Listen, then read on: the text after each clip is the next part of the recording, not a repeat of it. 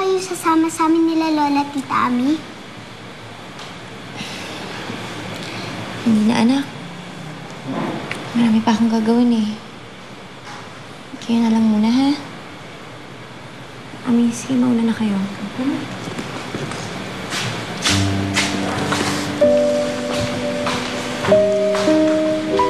Ami, hintayin niyo na lang ako sa labas ni Eva, ha?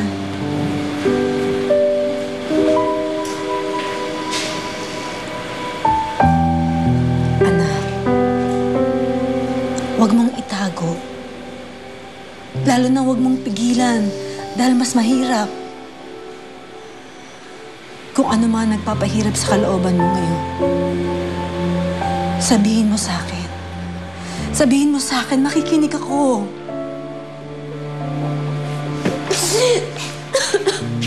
Bakit ganun, Nay? Sinumbutan ko na si Felix na huwag sulatan si Eva. Na huwag na kaming guguluhin.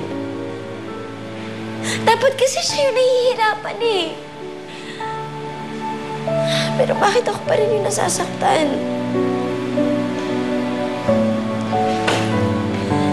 Kasi si Felix ang ama ni Eva. Kasi minahal mo siya. At habang pinapairal mo yung galit dyan sa puso mo, mas lalo ka lang masasaktan. Ayoko na ng ganito, Nay.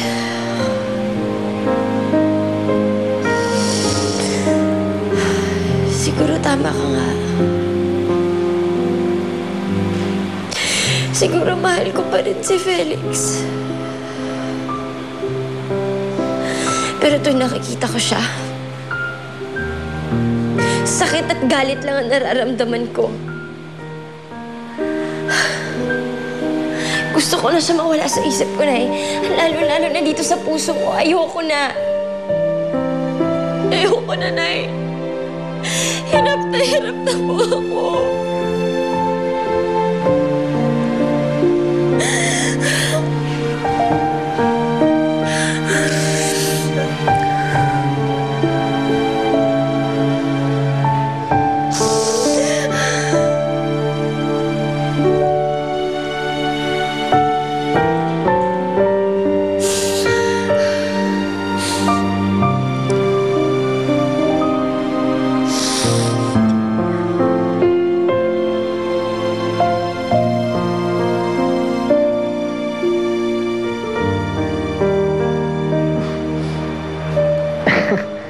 Narinig ko usapan ninyo ni Melissa.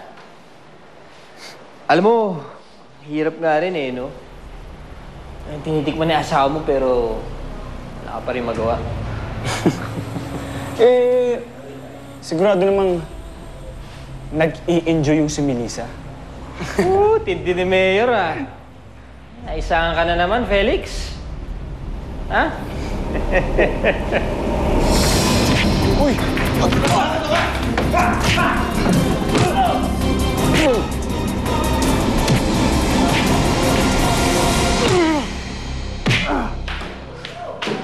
Ano? Ha? Ha? Ano? Alam mo ka ba? Walang lola. O ang yaman mo tatanggol sa'yo dito. Kaya Felix, tanggapin mo na lang. Tanggapin mo na lang katotohanan na talunan ka. Tama na yan. Tapang mo, ha? Akala ko hindi na kayo uuwi eh. Ito kasing anak mo, nag-iapang mamasyal.